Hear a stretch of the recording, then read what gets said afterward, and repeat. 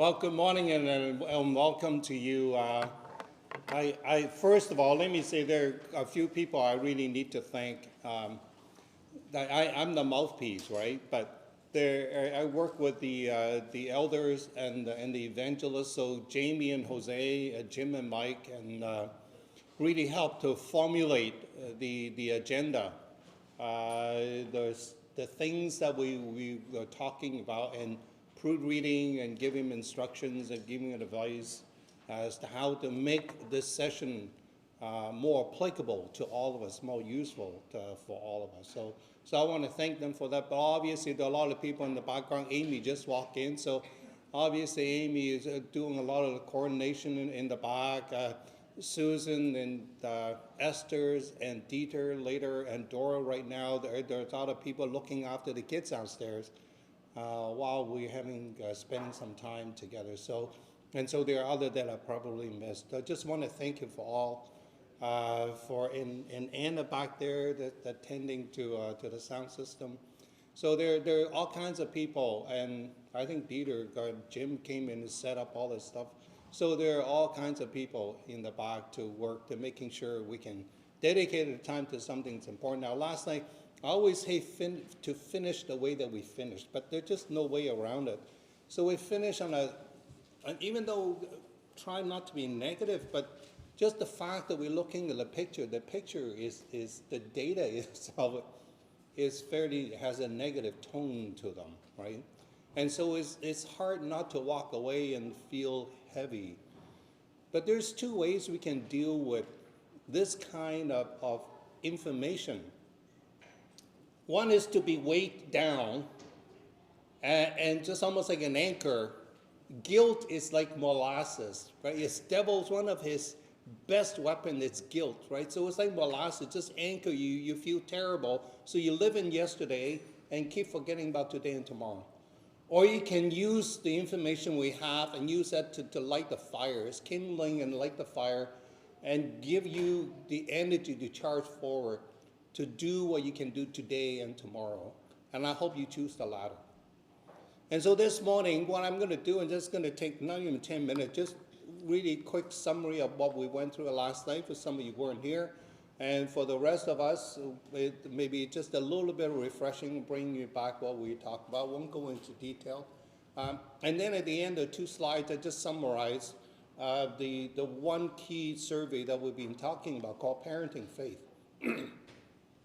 And so that really summarized some of the things that what Christian parents, they surveyed 1,217 parents and 240 pastors about their view current how parents are parenting faith, creating or doing faith formation with the children. So there are 2 pages, and then we're going to go into what the questions we're going to be tackling. Today at 11, we're going to break, right? At 11, I'm going to come on the mic, and I'm going to ask us to pause, and if you can, stand for 2 minutes silence as the rest of the country, all of us pausing to remember those that sacrificed for the freedom that we enjoy. And I can tell you, Susan and I, just a month ago, we were at Flanders Field in Belgium and in Normandy and went by Juno Beach. The emotion, the power, I can't describe to you what it was like for Susan and I to be there and for the 2 of us to just pause about being there. And being so proud of being a Canadian,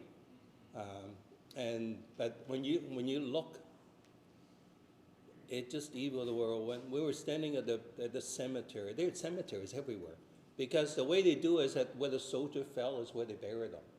So there were cemeteries as you drive by. They're just cemetery out the cemetery, and when we were standing in Normandy at the cemetery, and you look in all directions, all you see is white gravestones. There is that many. And these are only the one that they have bodies with. And there is the ones that they disappear into the earth, right? And then you stand there, and one thought that came to mind when I was there was, we still hadn't learned. We are still sending young men and women to die. even this day, by the thousands, they're still dying. And it just, a fact saddens me so. But let's come back to this. So 10 o'clock, I'll do that, and I'll announce the beginning of the moment of silence, and then 2 minutes later, I announce that at ending, they can go back and resume a discussion. And just like yesterday, I hope that you have a large bladder, so I hope that you retain that bladder with you today, because we're not going to have a break, although I'm in bathrooms right there. And we'll end at 11:30, and your group leader will manage that, and Jim's going to come back and give you the logistic of how the discussion group's going to go. Okay? Whew. Okay. Summary. And so these are the three things we talked about yesterday, right? The first thing we talked about really general conditions of the youth. We look at secular sources. Pretty much all of them government sources. We did look at some secular, like psychology today or CAMH. Well, it's government sources. But anyway, then the second one, we look at how all those trends are affecting, how they're showing up in young people in the church today. And then the last one is that they're actually talking to the Christian youth and talking to family, the parents, about their faith journey and what really impact them. So the first one, we look at mental health. It is showing a significant decline, and more particular among girls than boys, for whatever reason. And so we look at that, and here are some of the major issues that impact them. Substance abuse, suicide, and these are not exclusive, right? These are just what we touched on. Online gambling, cyberbullying, and social media. So we spend a lot more time on the social media just because it's so pervasive, so prevalent. Everybody's got a phone, right? And so that's all through our household and things that we have to deal with. And the parents, they talk a lot about how to deal with that. And where is showing up in the church? Well, it is showing up. There's this thing called moralistic therapeutic deism. Is what, now I say majority of youth. That means that just most of them, right? In your household, this might not apply at all. And so the majority believe that there a God, any God, not necessarily Christian God, that believe people ought to be good and teach moral standards, and all good people go to heaven, right? So that's kind of generally what they believe. And there's not this thing about absolute truth. Like the Bible cannot claim as the ultimate authority. And Jesus is not the Son of the one true God. Holy Spirit is not premarital sex acceptable, practicing homosexuality within the ministry. And of course, now this is their understanding of what the Bible said. So again, you need to take that some of it with a grain of salt. Maybe they just really didn't understand what the Bible is really saying, right? So, but this is kind of showing up in what they believe. And last time we said, right, the youth that is the tip of the spear. If it's showing up in them, slowly it's going to be going through the churches. And what affect them in the faith journey? We talk about mentor. We talk about the church community and participation youth group in Christian camp. And we talk about potential being influenced by college professors and what they believed in. And of course, the influence of parents being the largest single factor affecting their faith journey. And we look at things like how often do we pray at home? How often do we read the Bible? And so we talk how that influenced our children. And here, the last two slides are the summary. It's a very good summary of the survey. And a lot of these we touched on last night. It's a bit small, okay? I hope that most of you can see that. Again, these slides will be sent out to you. The first one, really, the first two, or even the first three, the parents really believe they are the primary faith former for their children. They have the responsibility. 99% of them say, yes, it is my job, very important to me that I model my faith for them. Yet it's very important for me to teach them. Yes, it's very important for me to making sure they included in the local congregation, local churches, right? And no, I don't need any more resources. I got everything I need. As a matter of fact, a lot of them are very confident as what they've been doing is correct. One of the interesting things is that it's different from what the kids are saying. The kids are saying in the cross-generational thing, they really appreciate older adults within the church having a relationship with them. They find it very encouraging. And yet in this one, the parent rarely mention about cross-generational support, meaning that they don't talk about their parents involved in the raising of their own kids, so grandparents. And so they rarely refer to them as a resource to them. The thing is that one thing that really show up is they tend to use modeling almost exclusively, because they find that modeling behavior is not coercive. It's not preaching to your kids. They tend to want to withdraw or back away from this idea about pushing or pressuring their children to stay as Christian. And so they much prefer to use modeling and hope their children will absorb whatever behavior that need to be learned. The teaching tend to be limited to very basic stuff, like the number of books in the Bible and things. So there are all kinds of things that are missing. And they talk about here religious skill. So things like journaling, listen to podcasts, a sermon, talking about your faith, spontaneous prayer and devotional reading are discipline that are missing in their children because of that. And they do see church as a support to them, but mainly for socialization, so the kids can have friends. So they bring the children to church so that they get, but when they come to doctrine, most of them believe they're the arbiter. So, yeah, I know Jamie said this on Sunday, but you know what, this is what I believe, so this is what my children ought to learn. Not so much from what the church believes, but really I'm the last person to decide what they should know or not know. Okay, so, but a lot of them point out is they almost ask them the force rank priority. And the way they force rank priority for parents for their children is two ways. One is that almost kind of covertly, they ask them the amount of time they spend on various activity. And then the second is ask them directly about what's important to them. And although most of the majority mention about the children being Christian is important, and yet when the time dedication they find actually sports is the top priority. And the second priority was financial success, so schooling.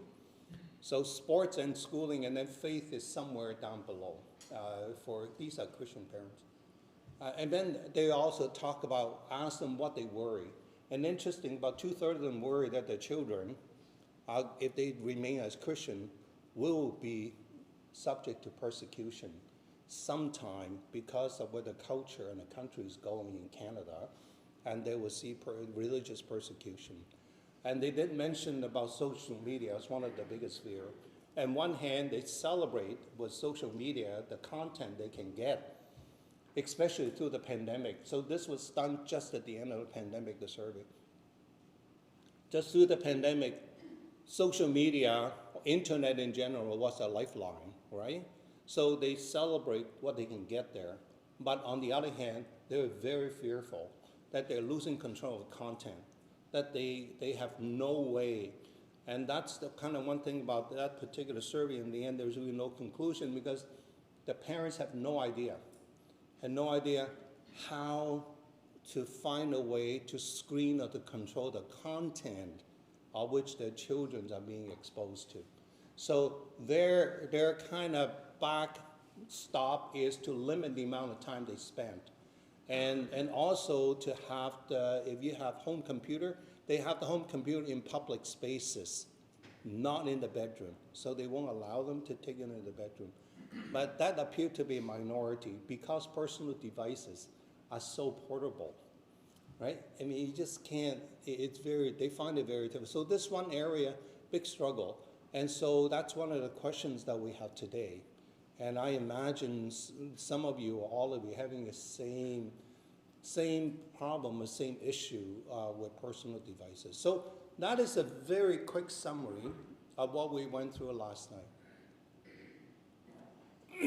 Here are the 5 questions. So it's about 20 after 10 now, and by the time Jim bring you up, get you into the group, it's probably about 10:30. We have to 11:30, so we have about an hour. You have an hour to go through these 5 questions, okay? So group leaders, so you have about 10 minutes per question, making sure you budget your time correctly. Otherwise, you get through the first three and then you realize you run out of time. So first question, what are the three ways the church leadership can help you in discipling your family? So think about that, right? Because the reason we have a church is because we can help each other. Otherwise, it's much easier. We don't have to drive you in the morning and we just all worship at home and we'll be happy, right? No. God wanted a church. He wanted us together so we can support each other. So what are three ways that we can support each other? The second, what area that you can put more focus on to help your family to either to become disciples or mature as disciples? Third, strategy technique to deal with difficult topics. And I was mentioned to Sante, I was talking to Paul and Megan last night, and mentioned to them that I'm making an idea about forming actually family groups that we can get together in small group and talk about difficult topics, right? And just put it on the table. Not that we have answers.